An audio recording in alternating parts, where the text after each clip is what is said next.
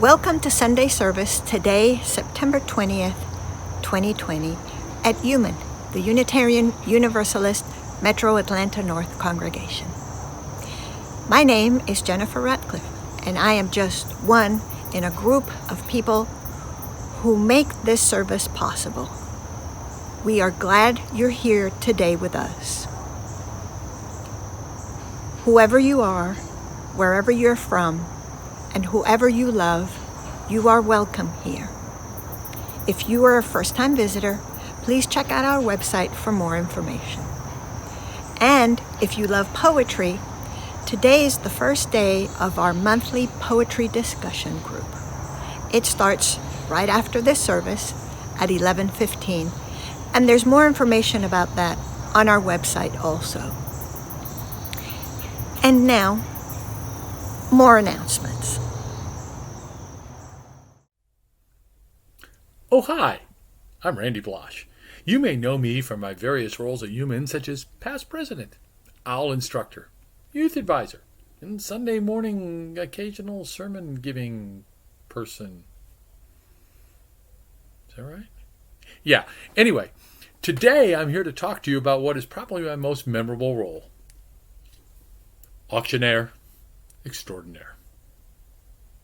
Now I know what you are thinking. Randy, as extraordinary as you are, how can we possibly have a Harvest Moon Goods and Service auction this year? I mean, we're in the middle of a pandemic. Well, I can answer that. Thanks to our auction committee this year, co-chaired by Jill Brooks and Lori Wheeler, there will be an auction. Beginning November 1st through November 7th, there will be a silent auction utilizing a special program called Auctria. And then on November 7th, we will have a live virtual auction featuring me, Randy Blosh, auctioneer extraordinaire.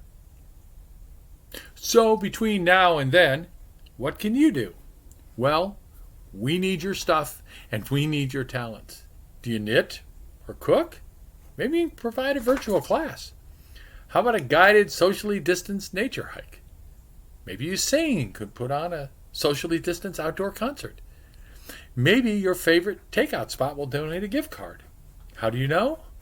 Ask them. Maybe you have items you just don't need anymore, like that juicer you found last week when you were cleaning out the garage and completely forgot you had. Or how about a French horn that your son really needed to have because the school horns weren't good enough, and then he changed instruments again a year later. Yeah, probably need to do some work on that still.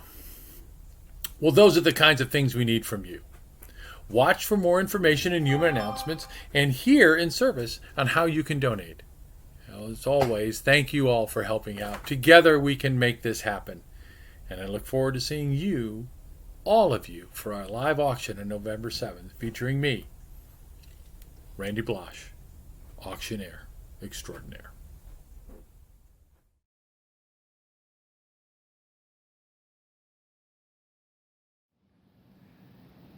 May your chalice burn all through the night. May your heart be open. May your mind be still. May your truth be spoken. May your life fulfill its promise of peace, its promise of peace. Promise of peace, its promise of peace. Good morning. It's wonderful to be with you again. Let us light our chalice together. Love is the doctrine of this church. The quest for truth is its sacrament, and service its prayer. To dwell together in peace, to seek knowledge and freedom, to serve humankind in fellowship.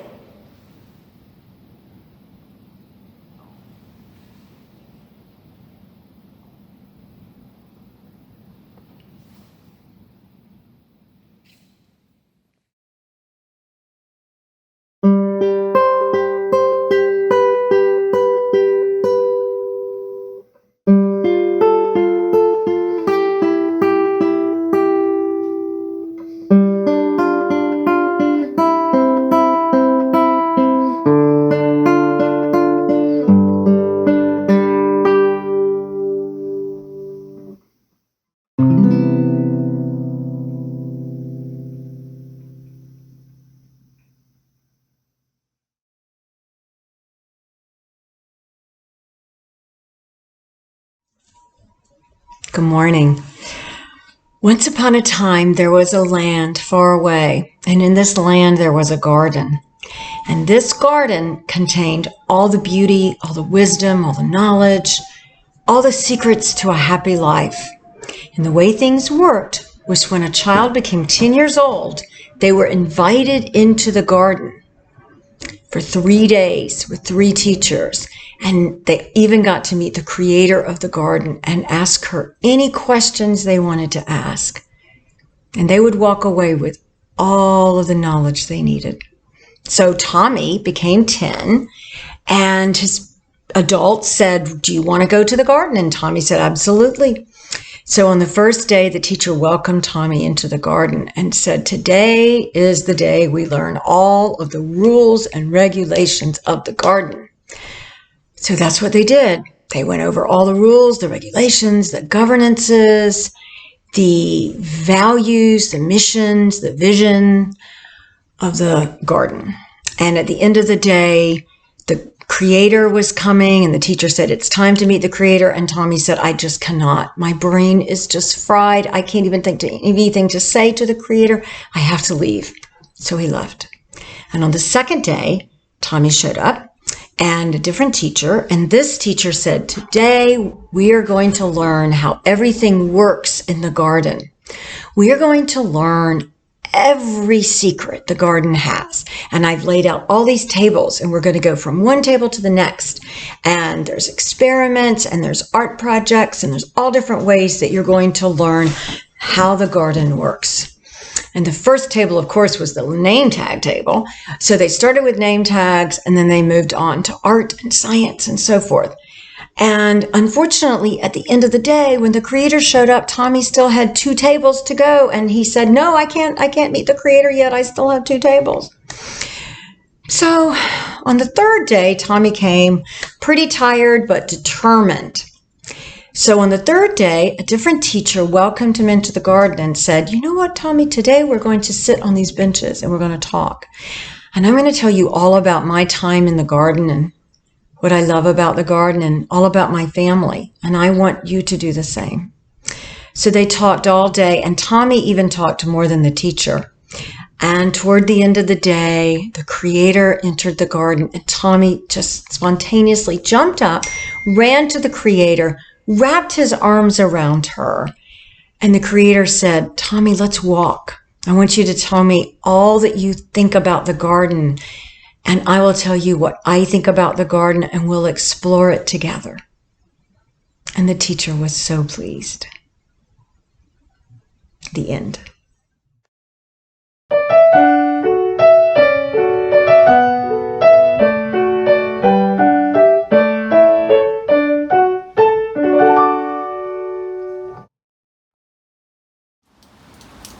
This week's joys and sorrows include A Pebble of Gratitude by Rosie and Bob Pop for their family in Mobile who had minimal property damage from the hurricane. A Pebble of Concern for Margie Pomper, who had hip replacement surgery this week. A Pebble of Concern for our daughter, Rose Haydorn, who is recovering from COVID-19. And finally, this pebble, which represents those joys and sorrows too tender to escape the folds of our hearts. May we hold each other in our care for the coming week.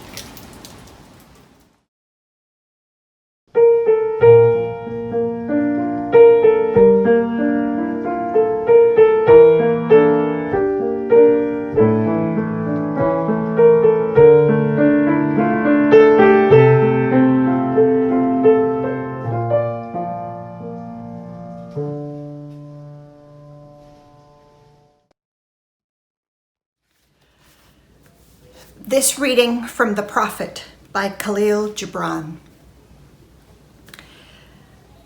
Then Almitra said, "Speak to us of love."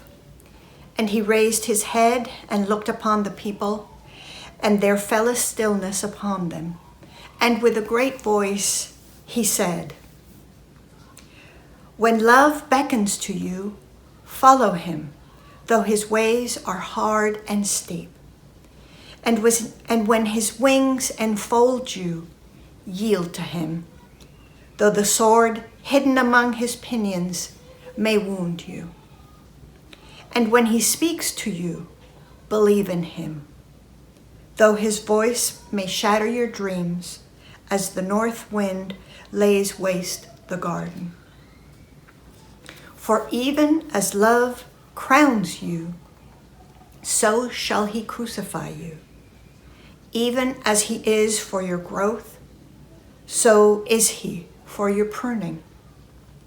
Even as he ascends to your height and caresses your tenderest branches that quiver in the sun, so shall he descend to your roots and shake them in their clinging to the earth.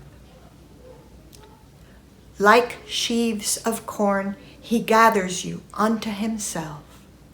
He threshes you to make you naked. He sifts you to free you from your husks. He grinds you to whiteness. He kneads you until you are pliant. And then he assigns you to his sacred fire, that you may become sacred bread for God's sacred feast. All these things shall love do unto you, that you may know the secrets of your heart, and in that knowledge become a fragment of life's heart.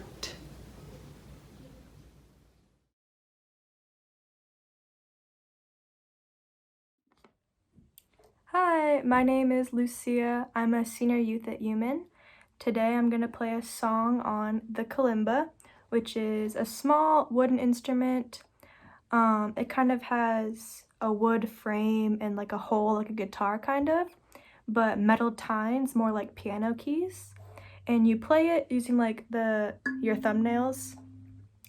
And I think it's a cool instrument. I only started playing it a few months ago. I think it's really easy for like someone of any age to pick up. It's really cool. Then, and the song I'm going to be playing is called Avatar's Love. It's from a show called Avatar The Last Airbender, which is pretty funny, like interesting cartoon. If anyone wants to watch it, it's on Netflix. And I don't know, it's cool to rewatch it now, or if you've never watched it before, you can watch it for the first time. Yeah.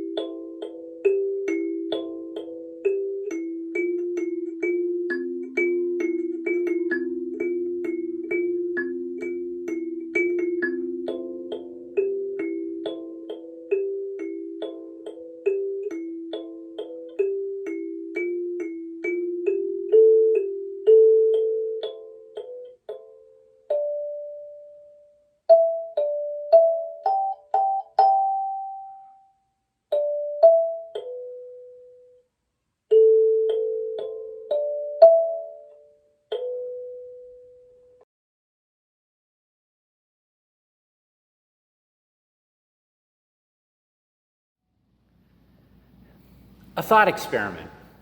Let's say you move to a new town and you do the first thing that you do when you move to a new town. You look for your local UU church. Yeah. And you come to find that in your town, there's not only one UU church, there's actually over a dozen UU churches in your town. I told you this was a thought experiment. But not only are there a dozen UU churches in your town, they're all under the same roof. It's one giant building. And in each room in that building is a UU church, one after the other. In each room is its own UU church. So you start to walk by each church. You look in each room and you notice a homogeneity in each and every room. The first room you go by everyone in the room is African American, 100%. The next room you go by, everybody's white, 100%. The next room, everyone's Latina. The next room, everyone's under 40 and there are kids everywhere. The next room, everyone's over 40 and there are no kids. And the next room is one where everyone identifies as being gender non-binary. And it goes on and on and on. Each room has its own homogeneous identity. Now remember, they're all Unitarian Universalist churches. They all subscribe to our 7 principles and 6 sources. Yet as you walk by each room, each church, each congregation, you start to feel this sense of anxiety. You begin to worry. Your heart starts to beat faster and faster, and sweat starts to form on your brow. What door will you go through? Which one will you attend? Now, as a straight white male, I personally might be curious to walk through one of the doors of the other congregations that I don't identify with. Maybe the African American church, or the Latinx church, or the gender non-binary church. But curiosity aside, I would likely choose the congregation that identifies with my identity. I'd likely walk through the doors of that congregation, put my arms down, relax, have a big sigh of relief, and say, I'm home. Now, most of us come to a church looking for community. And there might be other reasons that we come. I'm sure that there are, and they may vary amongst us. But searching for a community might be one of the top 2 or 3 reasons that we all come. But I began to think a little bit further about our thought experiment and the choice that it entailed. And I asked myself, is community something that we create? Or might it perhaps be something that we choose? What if the congregation that you chose in the thought experiment is not available to you? What would you do? Which one would you go to? Would you go to one? Remember, they're all Unitarian Universalist congregations. Would you walk through one of those congregations and your identity is not anything like theirs? Would you walk through the door of their threshold, cross that threshold, put your arms down, breathe a sigh of relief, and say, I'm home? Now, there's nothing wrong with that church. Nothing. Yet it still might feel difficult to feel at home in a church where you don't identify with any of the culture that's there. In our thought experiment, there would be nothing wrong with the original choice that you made. There's nothing wrong with choosing a church that identifies with your identity. We all want to feel at home in some way. Home is a place where one should be loved unconditionally, loved for who they are no matter what, without reservation and without limits, loved all the way down through and through. That there is no place within that home where love is not present, that there's no place in that home where one is not enveloped in that love. It kind of might feel like heaven. We are the only UU church in this town. So how might UUMAN appear homogeneous to one who walks by our door? UUs are said to be mostly white, college-educated, often with advanced degrees, upper middle class, liberals, agnostic or atheistic. They're environmentally sensitive and aware, idealistic, and they get all their news mostly from the New York Times and NPR. And there's nothing wrong with that. There's nothing wrong with you being you or you being here. Nothing wrong. Yet we should ask ourselves, how might one who does not identify with one, some, or even many of those characteristics, how do they feel when they walk through our doors? Might it be hard for them to put their arms down, breathe a sigh of relief, and say, I'm home? The word privilege stirs up negative connotations and guilty consciences. Yet privilege is amoral in and of itself. There's nothing one did right or wrong. There's nothing right or wrong about privilege. It just is. Now, the best definition that I've heard in a church of privilege that I've heard in a church context is this. Privilege is the ability to move through a congregation unaware of its culture. Privilege is the ability to move through a congregation unaware of its culture. Each of the homogeneously identified churches in our thought experiment could be said to be privileged in a way, no matter what the makeup of that congregation is, if it's homogeneous. Because if you're a member of that homogeneous congregation, whichever one it is, you don't have to think about the culture of that congregation, because the church's identity and yours would be synonymous.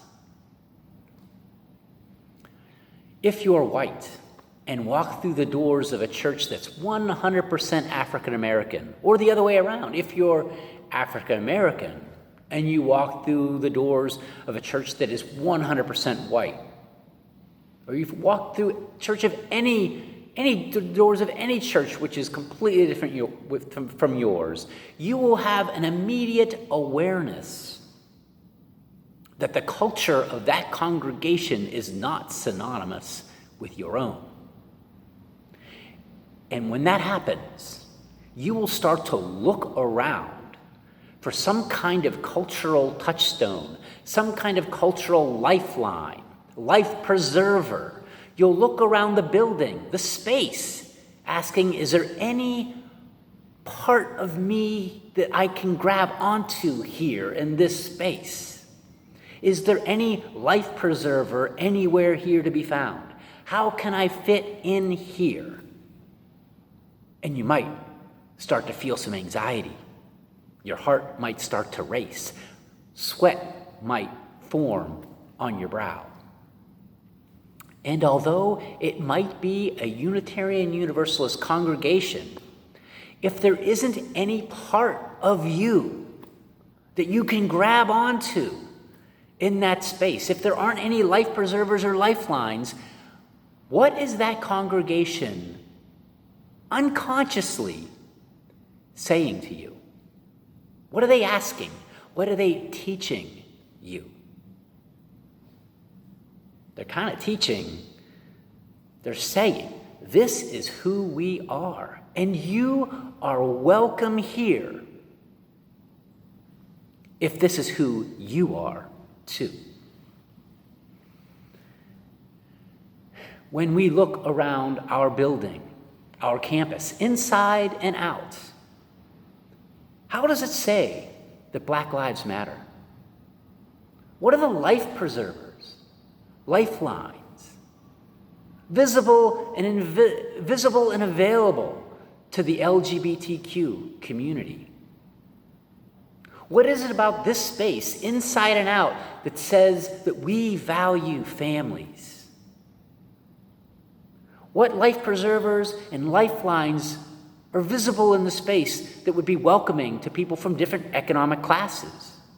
Young adults, senior citizens, people with disabilities. If these things aren't visible inside and out, are we unconsciously teaching them a lesson? Saying, Come be like us. This is who we are, and you're welcome if this is who you are too.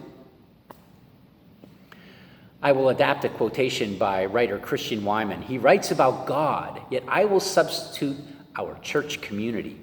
He writes, without radical openness, all arguments about us being a true church community are not simply pointless, but pernicious.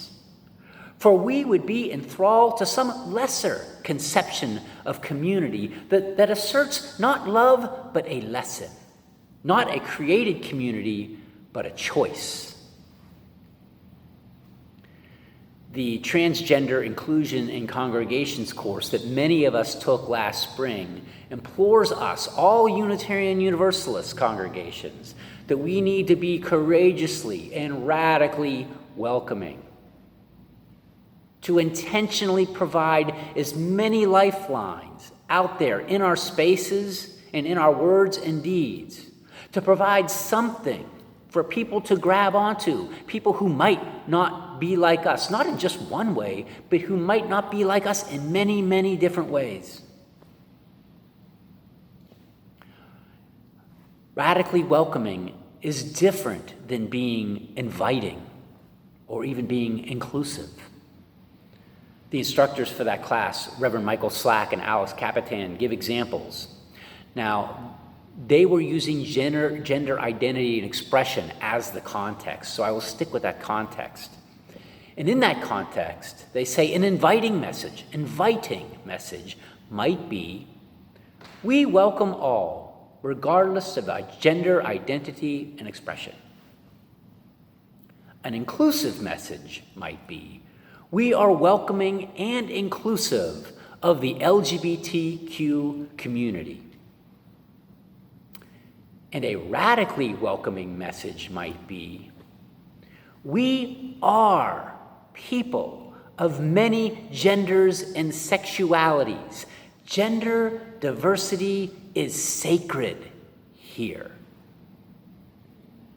That feels a little bit different. They're making a theological point with that statement.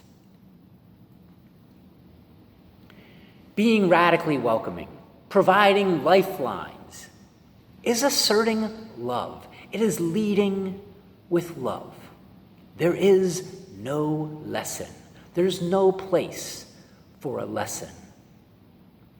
It's not simply giving permission, but it's encouraging everyone, you, to bring your whole selves here, all the things you are, to not leave anything out, to not leave anything behind, that this can be your home where you are loved unconditionally, loved for who you are no matter what, without reservation or limits, loved all the way down through and through, that there is no place in this congregation where love is not present, that there is no place in this congregation where you are not enveloped in it.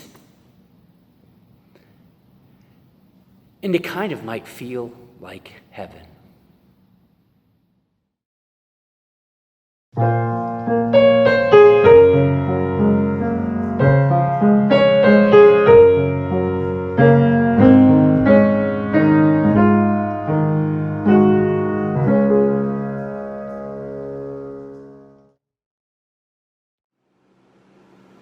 Good morning. This month's 50/50 recipient is NFCC, North Fulton Community Charities. The holidays will be here in no time. NFCC has helped families with holiday assistance for over 30 years.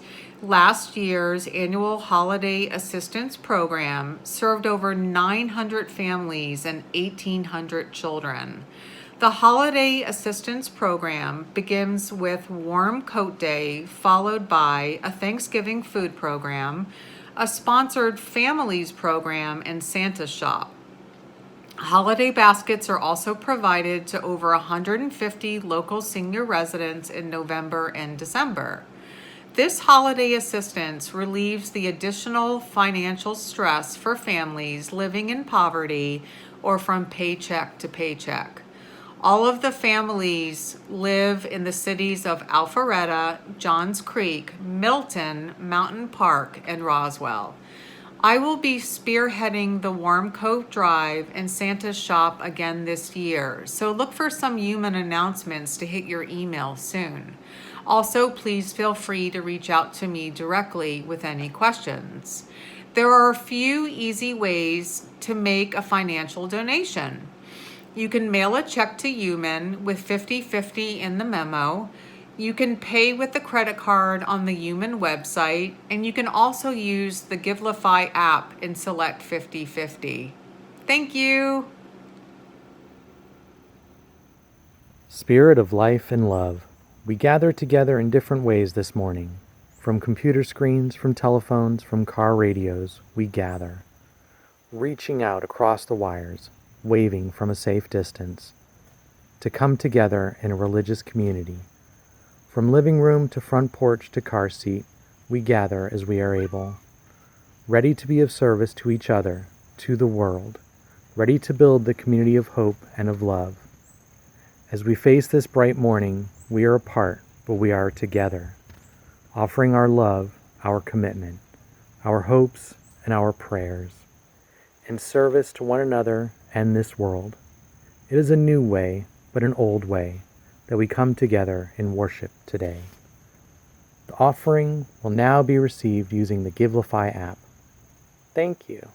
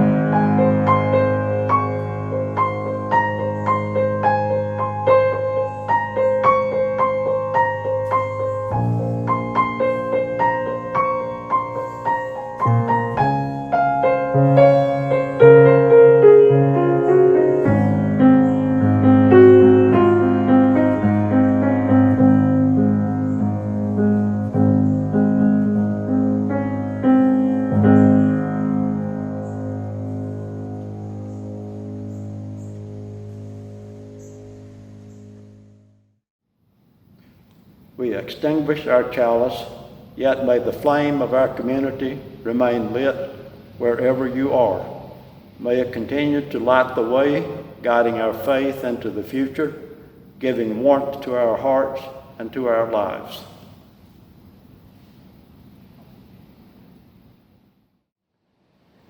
It is time to lovingly offer radical welcome inside and out, with our voices, smiles, words, and deeds, and with our building inside and out. Go in peace, enjoy your week.